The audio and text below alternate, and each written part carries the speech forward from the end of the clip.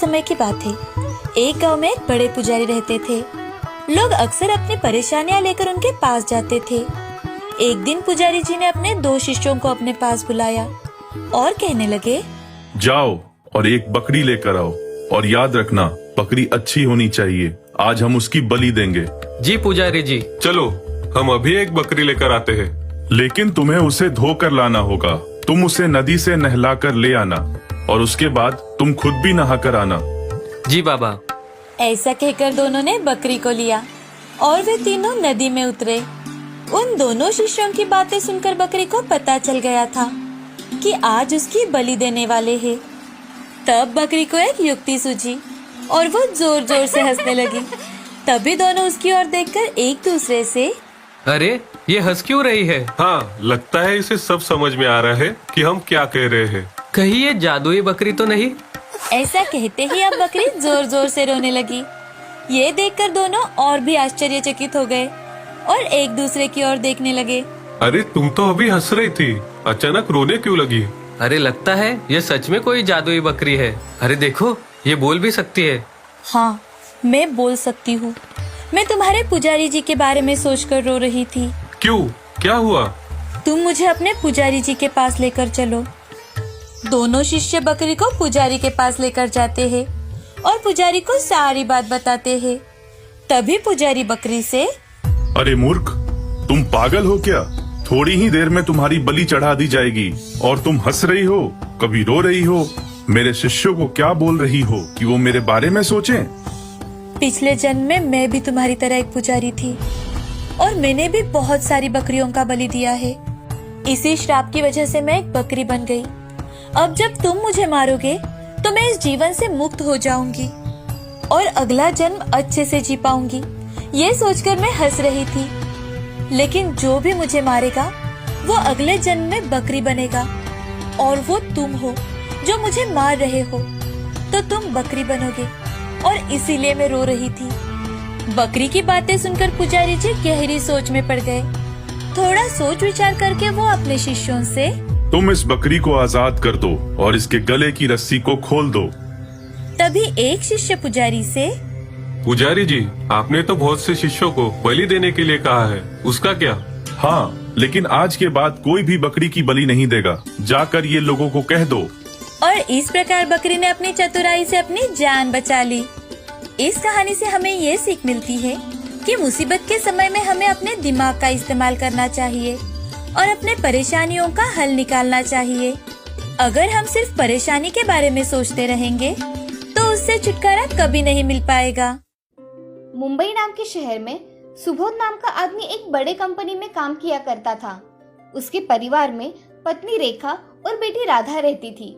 सुबोध की तनख्वाह अच्छी होने के कारण उसका परिवार हंसी खुशी जीवन व्यतीत करता था। रेखा के हाथों के पकवानों को बहुत ही स्वाद था। एक दिन सुबोध अपनी पत्नी रेखा से, रेखा, कल हमारे घर मेहमान आने वाले हैं, उनके लिए अच्छा खाना बना के रखना। कल हमारे घर पर कितने लोग आएंगे? लगभग 10 लोग आएंगे। ठीक है, कल खाना बनाकर रखूंगी। ठीक है। ऐसा कहकर सुबोध ऑफिस में चला जाता है।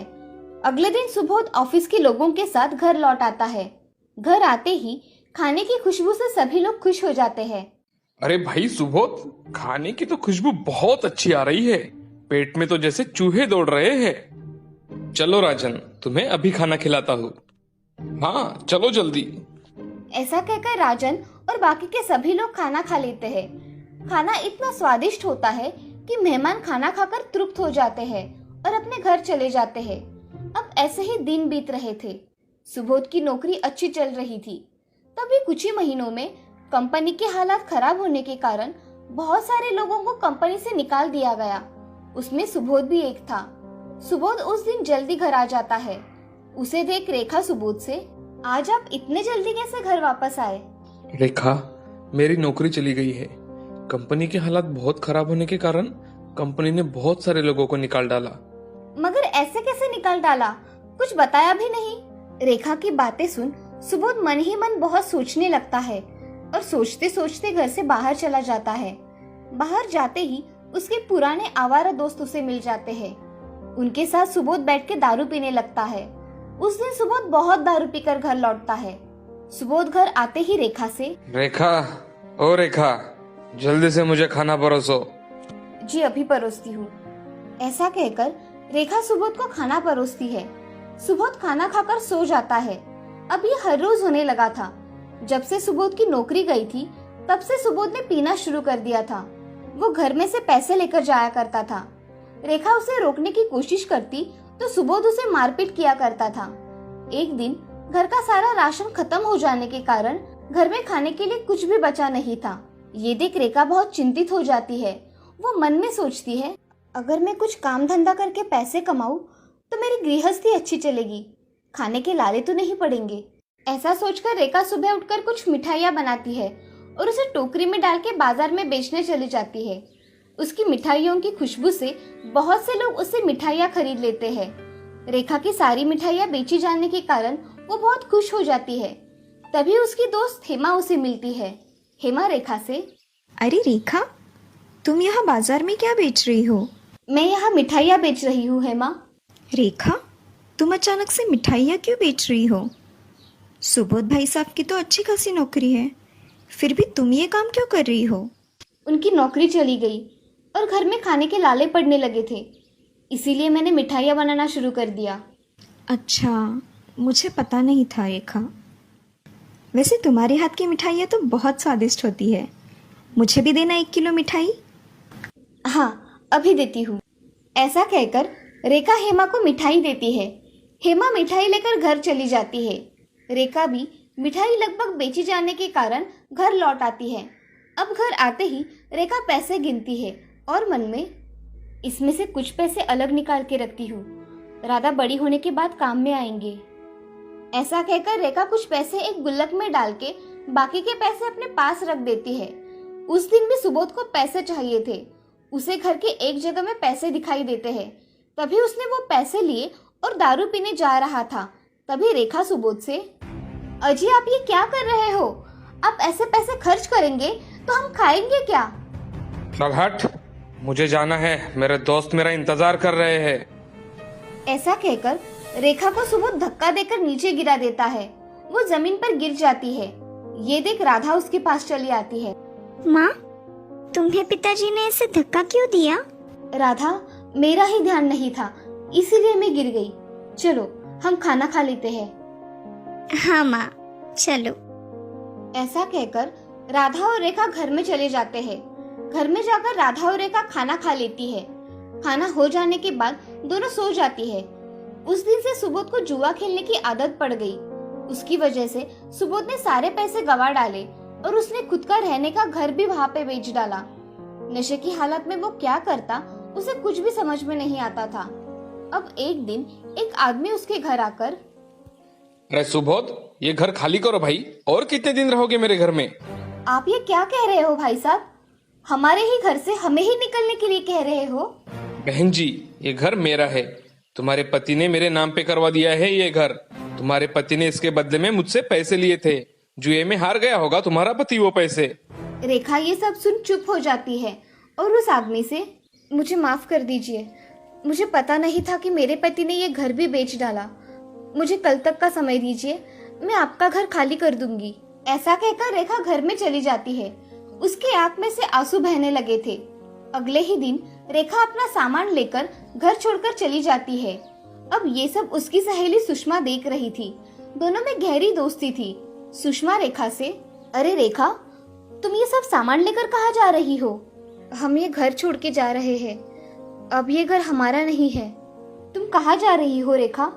वो पता नहीं सुषमा, सिर्फ ये घर खाली करवाना है। रेखा, तुम चाहो तो तुम मेरे घर में किराए से रह सकती हो, अगर तुम्हें ठीक लगे तो। सुषमा, मेरी तो बहुत मदद हो जाएगी अगर मैं तुम्हारे यहाँ पे किराए पे रहूंगी तो। ठीक है, तो फिर चलो मेरे घर। हाँ। ऐसा कहकर रेखा सुषमा के साथ उसके घर चली जाती है। अब रेखा, सुबोध और राधा अच्छी तरह से उस घर में रहने लगे थे, मगर घर की जिम्मेदारी रेखा के सर पर आने की वजह से रेखा को काम करना पड़ता था। अब रेखा बहुत सारी मिठाइयाँ बनाती और बाजार में जाकर बेचा करती थी। इन सब में राधा अब बड़ी हो गई थी। राधा अब अपनी माँ का हाथ बटा दिया करती थी। ये सब देख रेखा बड़ी खुश हुआ करती थी। मगर उसे उसकी बेटी की शादी की चिंता थी, इसीलिए रेखा थोड़े थोड़े जमा किए हुए पैसे बेटी की शादी के लिए रखती थी। मगर एक दिन सुबोध का एक्सीडेंट हो गया। सुबोध का अस्पताल में बहुत बड़ा ऑपरेशन हुआ। उसमें रेखा ने जमा किए हुए सारे पैसे खर्च हो गए, मगर सुबोध बच न सका। ये सब सुन रेखा और राधा बहुत फूट फूट कर रोने लगे। आज उनके घर का सहारा ही चला गया था। अब रेखा के मन में अपनी बेटी की शादी का ख्याल आता है, मगर पास में पैसे ना होने के कारण वो फिर से काम करने लगती है। एक दिन रेखा की सहेली हेमा उसे दिखती है। तभी हेमा रेखा से, रेखा, सुबोध भाई साहब का तो बहुत बुरा हुआ। अब तुम दोनों कैसी हो? हम दोनों अच्छी है हेमा, तुम्हारा कैसे चल रहा है? मेरा तो सब ठीक है। मेरे मन में कितने दिनों से एक बात थी, तुम कहो तो पूछूं? हेमा, इसमें पूछने की क्या बात है, पूछो। रेखा, मेरा बेटा अच्छी कंपनी में काम करता है और मैं चाहती हूँ कि राधा मेरे घर की बहू बने। ये सब बातें सुनकर रेखा हेमा से, हेमा, मेरी राधा अगर तुम्हारे घर की बहू बनेगी तो मेरी राधा के भाग ही खुल जाएंगे, मगर मेरे पास तुम्हें देने के लिए कुछ भी नहीं है। मुझे लड़की के सिवा कुछ नहीं चाहिए रेखा।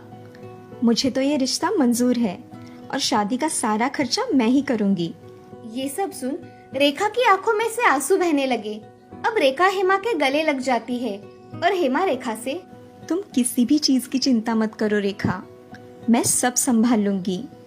और रही बात पैसों की, तो वो आज है तो कल नहीं। हाँ हेमा, मुझे तुम जैसी सहेली मिली, मेरे तो भाग ही खुल गए। दोनों की बातचीत चल रही थी, तभी राधा वहां आ जाती है। रेखा राधा से, राधा, हेमा चाची का आशीर्वाद लो। ऐसा कहते ही राधा हेमा के पैर पड़ के आशीर्वाद लेती है। अब कुछ ही दिनों में हेमा के बेटे गोविंद के साथ राधा की शादी हो जाती है। जैसा रेखा ने सोचा था, उससे कई बेहतर शादी राधा की हुई थी। ये सब देख रेखा बहुत खुश हो गई थी। अब रेखा भी अपना जीवन अच्छी तरह से व्यतीत कर रही थी। एक गरीब को लड़की की शादी करवाना सच में बहुत ही कठिन काम होता है। और तो और हमारे समाज में दहेज प्रथा होने के कारण लड़कियों को घरेलू हिंसा का शिकार होना पड़ता है।